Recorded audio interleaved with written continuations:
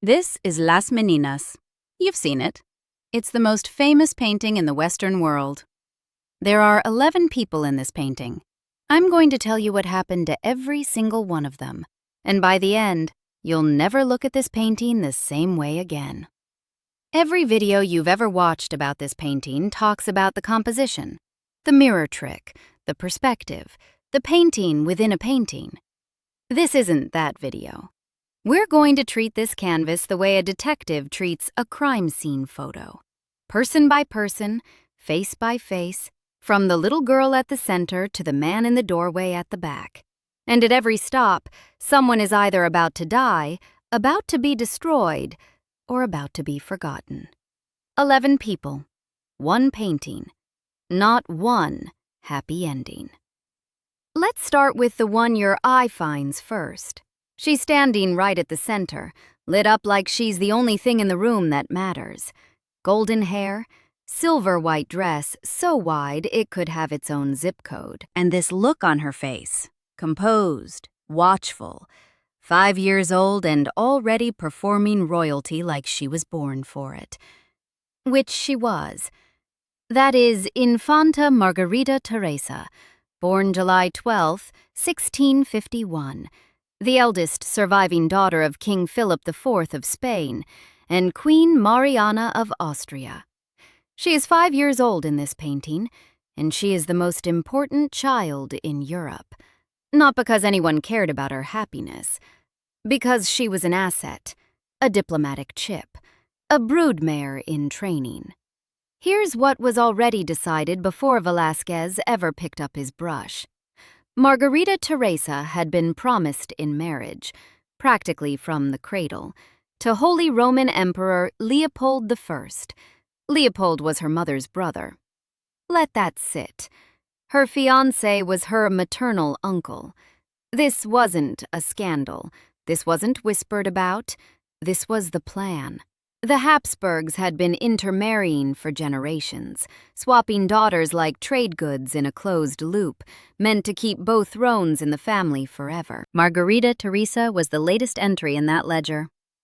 Velázquez painted her several times throughout her childhood, at 3, at 5, at 8, a series of portraits shipped to Vienna so Uncle Leopold could watch his future bride grow up.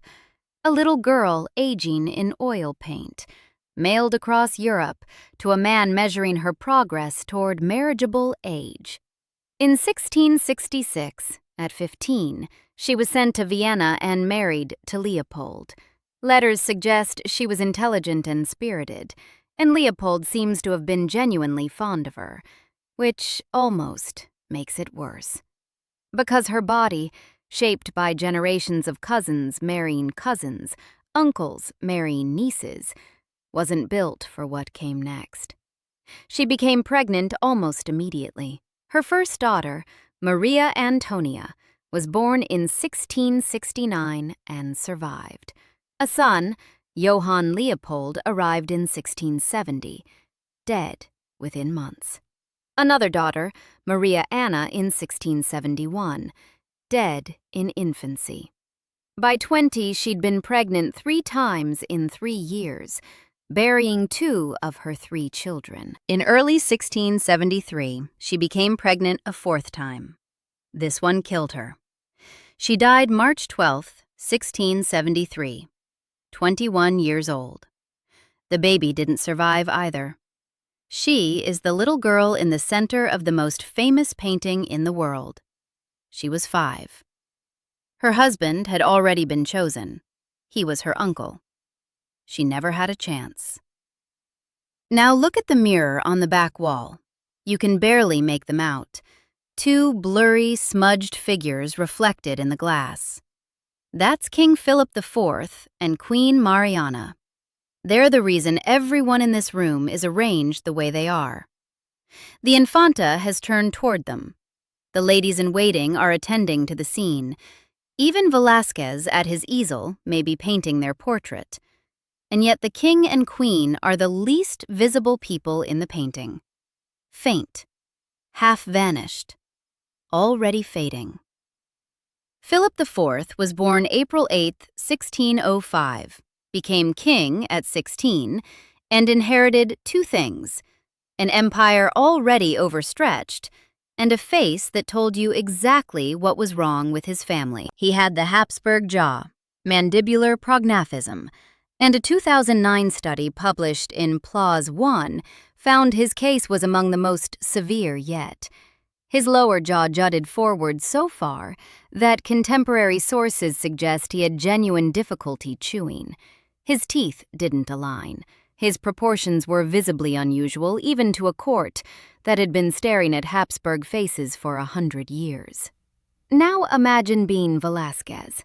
Your job is to paint official portraits of this man, images sent to foreign courts, used for diplomacy.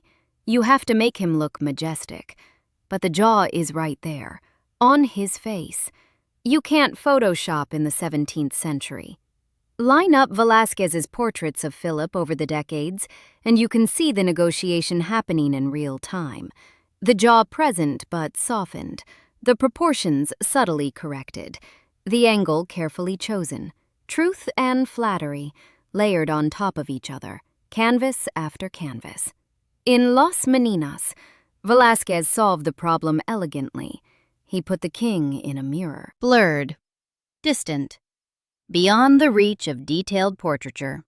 You cannot see Philip's jaw in that reflection. Whether that's compositional genius or strategic evasion, the effect is identical. The most genetically compromised man in the room is the least visible. Philip's personal life was a cascade of dead children. His first wife, Elizabeth of France, died in 1644 after bearing 7 children. Only one daughter, Maria Theresa, survived to adulthood. His beloved son and heir, Baltasar Carlos, died in 1646 at 17. That death changed everything, and we'll get to why. Philip fathered numerous illegitimate children, but bastards couldn't inherit the throne. So in 1649, at 44, he married again. He married his own niece. She was 14. Philip died September 17, 1665, 9 years after this painting. He was 60, reportedly exhausted, prematurely aged, increasingly religious and melancholic. He left behind a 4-year-old son who could barely stand. The man in the mirror was already a ghost when Velázquez painted him. The other figure in that reflection, the second smudge, is Queen Mariana. And her story is the one that makes you realize this wasn't just tragedy. It was machinery. Mariana of Austria was born December 22, 1634. Her mother was Maria Anna of Spain, Philip IV's own sister. So Mariana was Philip's niece. But here's the thing. She wasn't supposed to marry Philip. She was betrothed to Philip's son, Baltasar Carlos, a match between first cousins. Then Baltasar Carlos died at 17, and the calculus changed. Philip needed a wife who could produce an heir of unquestionable Habsburg blood. Mariana was already promised to the Spanish branch, so they just changed the groom. The 15-year-old girl engaged to the prince was married to the prince's father instead, a man nearly 30 years her senior, who also happened to be her uncle. She bore at least 5 children. Most of them died. After Philip's death in 1665, she became regent for 4-year-old Carlos II, and her political life became a war. Juan José de Austria, Philip's illegitimate but capable and charismatic son, challenged her authority for years. She was exiled from court in 1677, returned after Juan José's death in 1679, and died May 16, 1696, at 61. In the mirror of Las Meninas, she's a faint smudge of light beside her husband-uncle, barely distinguishable, barely there. The man on the left of the canvas, standing behind a massive easel, brush and palette in hand, looking out at us with the composure of someone who belongs exactly where he is. Diego Rodríguez de Silva y Velázquez. He painted himself into his own masterpiece. Why? Because Velázquez wanted to be seen, not as a craftsman, not as a guy who mixed pigments, as a nobleman. In 17th century Spain, painting was classified as a mechanical art, a craft. Painters occupied a social position roughly equivalent to a very talented plumber. Velázquez spent years petitioning for admission to the Order of Santiago, a knightly order reserved for men of proven noble lineage. Investigators were sent to Seville to comb through his family history. Questions were raised about whether his ancestors had ever engaged in trade. The irony was magnificent. The greatest painter in Europe was being told that painting was the very thing that made him unworthy of honor. He got his admission in 1659, 3 years after finishing Las Meninas, and here's the detail that sounds invented. Look at Velázquez's chest in the painting. There, visible against his dark clothing, is the Red Cross of Santiago, the emblem of the order he spent his life begging to join. But he didn't belong to the order when he painted Las Meninas in 1656. He wouldn't be admitted for 3 more years. Someone painted the cross on after the fact. The traditional story is that Philip IV himself either painted or ordered the cross painted onto Velázquez's chest after the artist died. In the most celebrated self-portrait in Western art, the thing the artist wanted most was something he didn't earn in time to enjoy: a medal pinned to a corpse. Velázquez died August 6, 1660, 4 years after Las Meninas. He'd been tasked with organizing the ceremonies for the meeting between Philip IV and Louis XIV on the Isle of Pheasants, the event that sealed the Treaty of the Pyrenees. The logistics were crushing. Velázquez was responsible for the decoration, furnishing, and protocol of the entire Spanish pavilion. He came back to Madrid in late June, reportedly destroyed by exhaustion, and was dead within weeks. His wife, Juana Pacheco, died 8 days after him. He was 61. Standing to the right of the Infanta, mid-curtsy, is the figure most people never think to ask about: Isabel de Velasco, daughter of Don Bernardino López de Ayala y Velasco, Count of Fuensalida. She was likely 14 or 15. One of the 2 Meninas, the maids of honor who give the painting its name. Isabel de Velasco died around 1659, 3 years after this painting. She was 17 or 18. The cause isn't well documented. She was a minor noblewoman whose primary historical significance is that she happened to be standing in the right room when a genius was painting. The girl performing court ritual in this frame didn't see 20. She is the quiet tragedy, the one nobody asks about. On the other side of the Infanta, kneeling, extending a small red clay vessel, a búcaro, a scented drinking cup, is María Agustina Sarmiento de Sotomayor, the second Menina. Her entire body is oriented toward the princess, as if the Infanta were a small sun and María Agustina a planet locked in orbit. Of the 11 figures, she may have had the closest thing to a normal outcome. She married. She left court. No record suggests she died tragically young. But look at what she's doing. She's serving a 5-year-old who will be shipped to Vienna, married to her uncle, and dead at 21. María Agustina extends the cup. Margarita Teresa reaches for it. The moment is gentle, almost tender. And it's in service of a child whose future was already written in the genetic ledger of a family that couldn't stop marrying itself. If María Agustina survived, she survived by leaving. She got out of the orbit. The girl she was serving did not. Now the painting gets uncomfortable.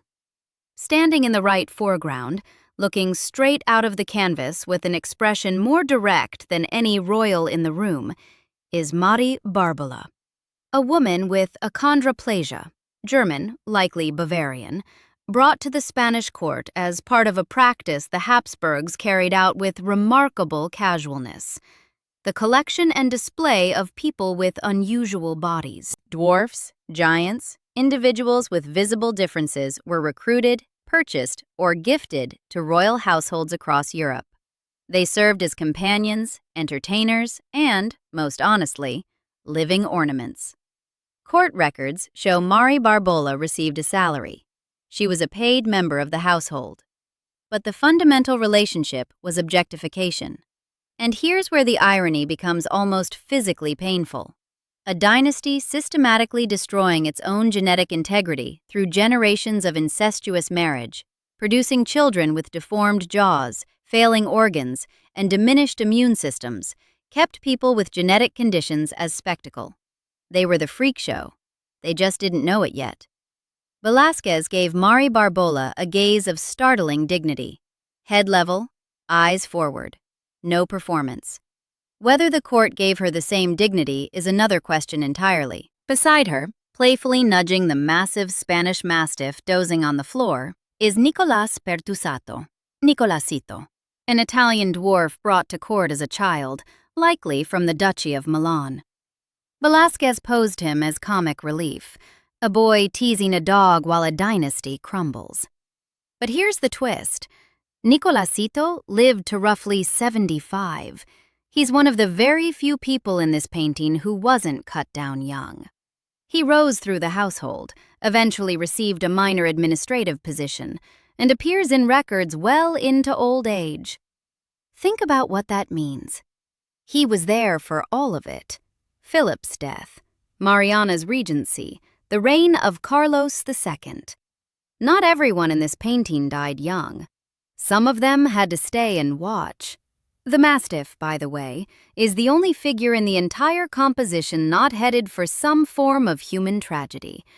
10-year lifespan, so even the dog probably didn't make it. But for one frozen moment in 1656, the dog is doing better than everyone else in the room.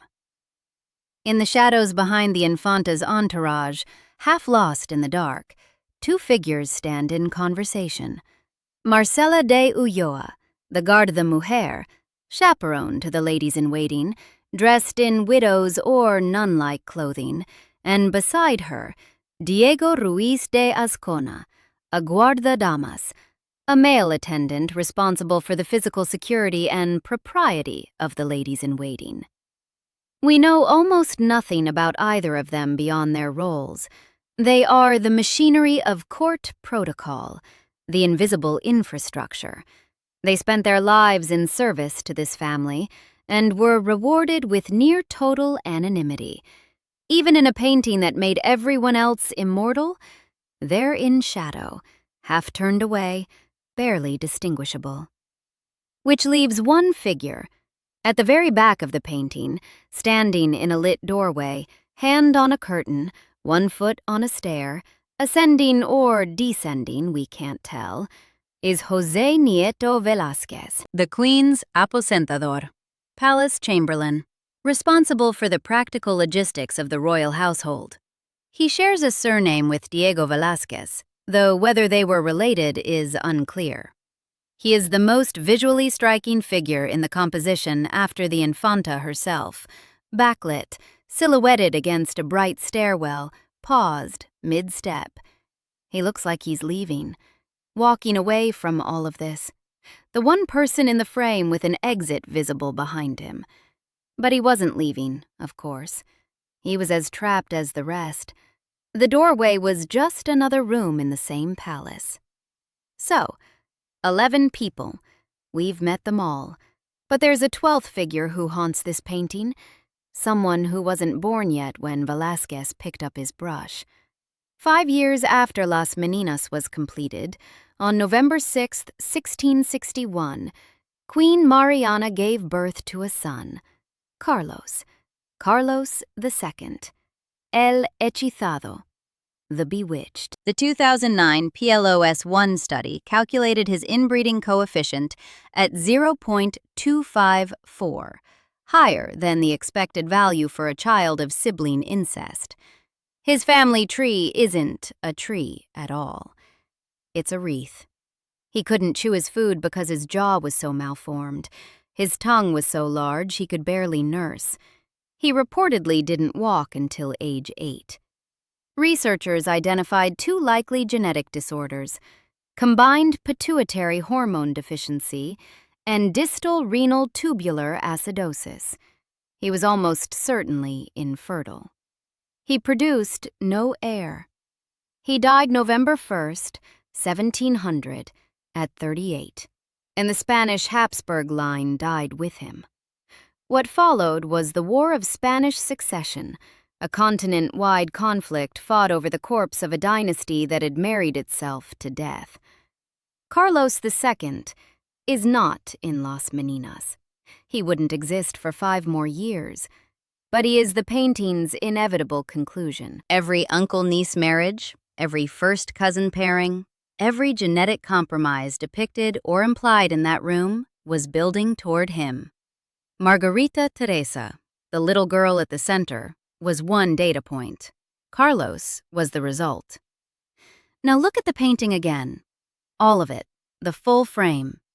The golden light falling on a 5-year-old princess. The painter at his easel with a posthumous honor on his chest. The king and queen fading in a mirror. The maids, the dwarfs, the chaperone, the chamberlain in the doorway. Everyone frozen. Everyone composed. Everyone performing normalcy in a court that was falling apart at the genetic level. Velázquez painted a family portrait. What he actually captured was a crime scene. 11 people in a room in 1656. The painter dead in 4 years. The king dead in 9. The maid of honor dead in 3. The little girl at the center, married to her uncle, dead at 21. And 5 years later, a boy born into a body that could barely hold itself together. The final product of everything this family believed in. This is Las Meninas. Now you know what happened to every single one of them. You'll never look at this painting the same way again. If this changed how you see art, subscribe. There are more stories like this one.